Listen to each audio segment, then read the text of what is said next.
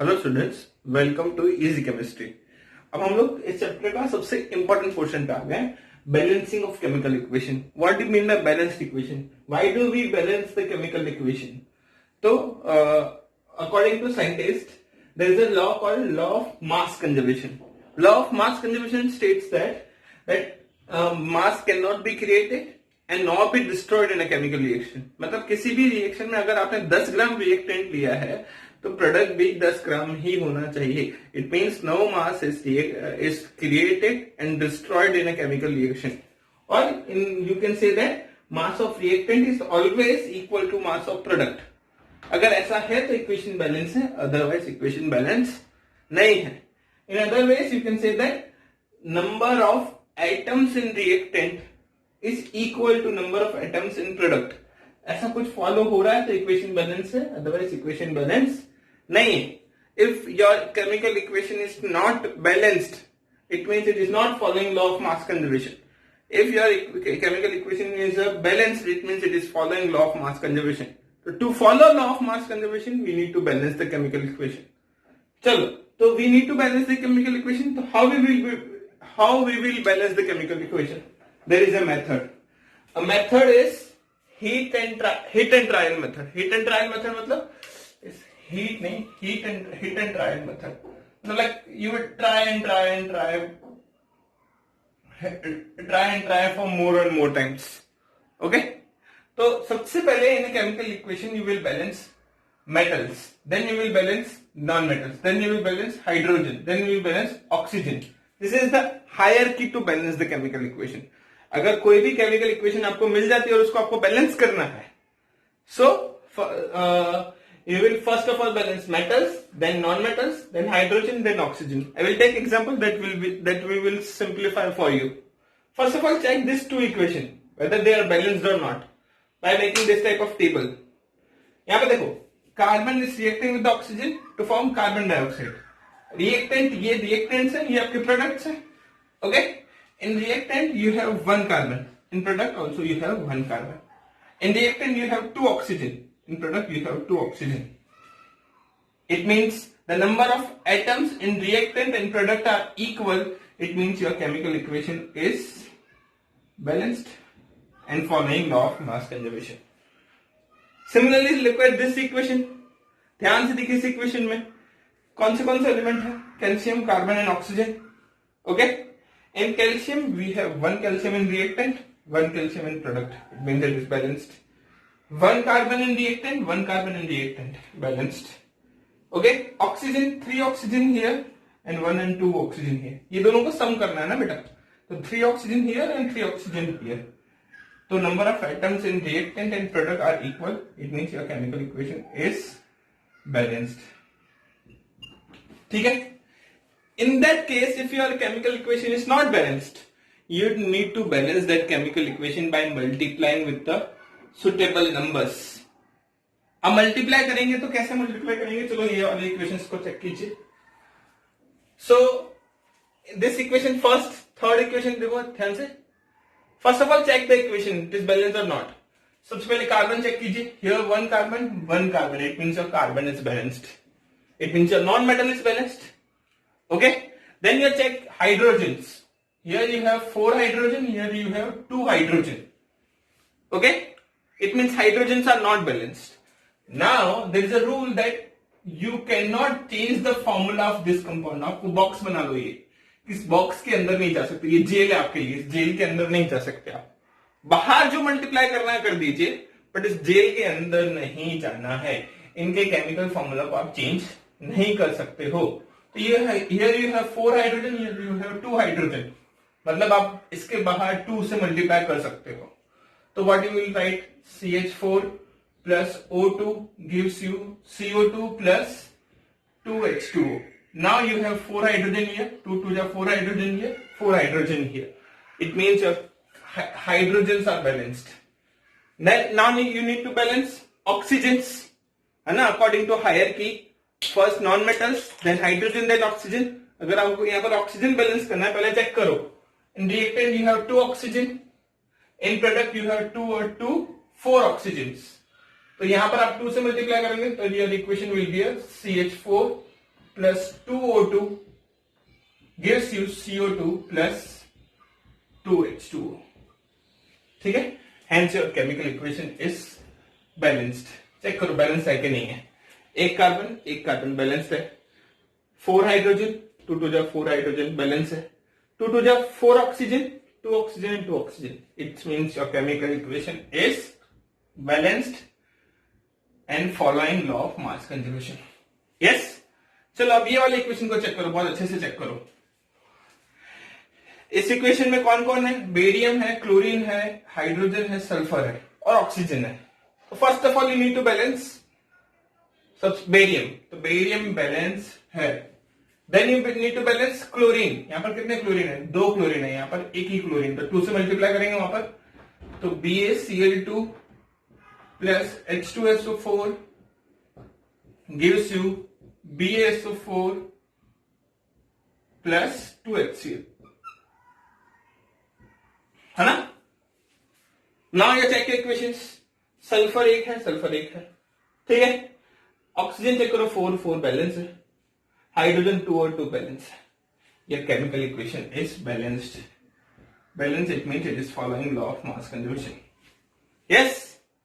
So, like CH4, देखो इस वाली इक्वेशन को चेक करो. Calcium hydroxide reacts with the HNO3, gives calcium nitrate and water. First of all, we need to balance calcium. Calcium 1 balance. Then we need to balance nitrogen, non-metal. Nitrogen यहाँ पर 1 है, यहाँ पर ये देखो 2 से मल्टीप्लाई, तो 2 है. यहाँ पर 2HNO3 कर दो, तो CaOH ट्वाइस प्लस 2HNO3, है ना, gives you CaNO3 whole twice plus H2. Then you need to balance hydrogens.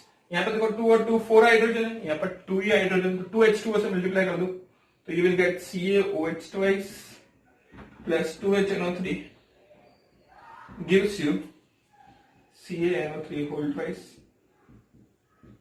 plus 2H2. Check करो इक्वेशन बैलेंस है या नहीं. फटाफट चेक करो. यहां पर देखो ऑक्सीजन चेक करना बाकी रह गए थे, बाकी सब तो बैलेंस हो गया है. 2 3 6 8, 2 3 6 plus 2 8, 2 3 6 plus 2 8. Your oxygen also balance.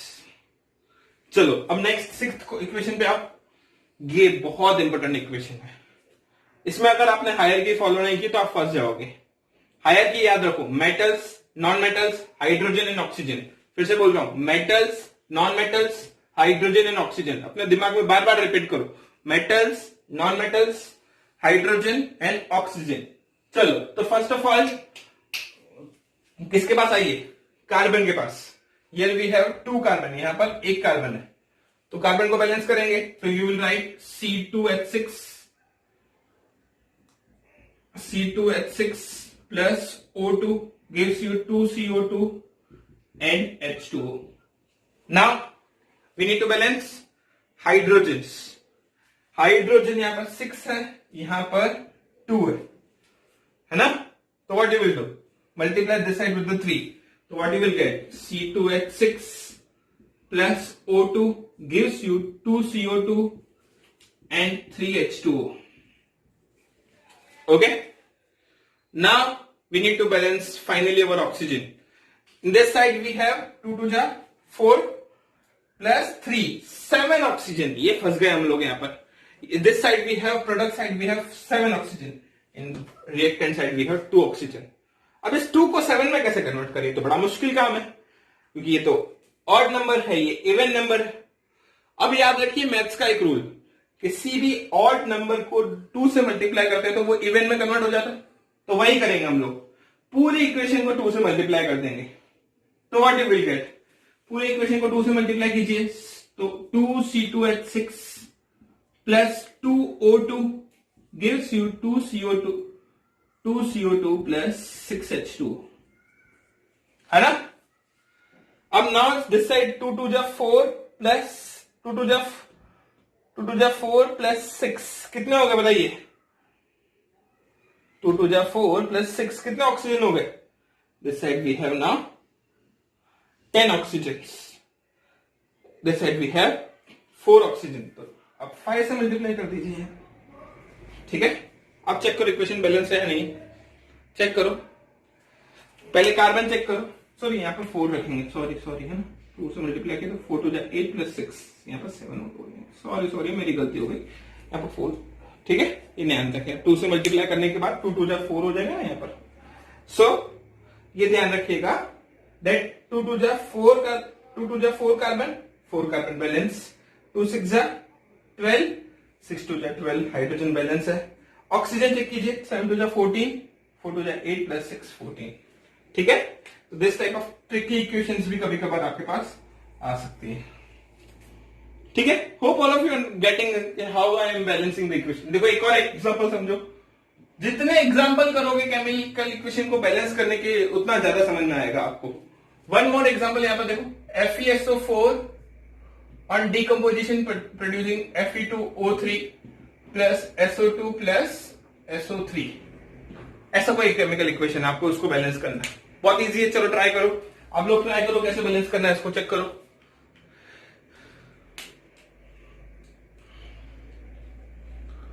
सबसे पहले किसको बैलेंस करेंगे, आयरन को।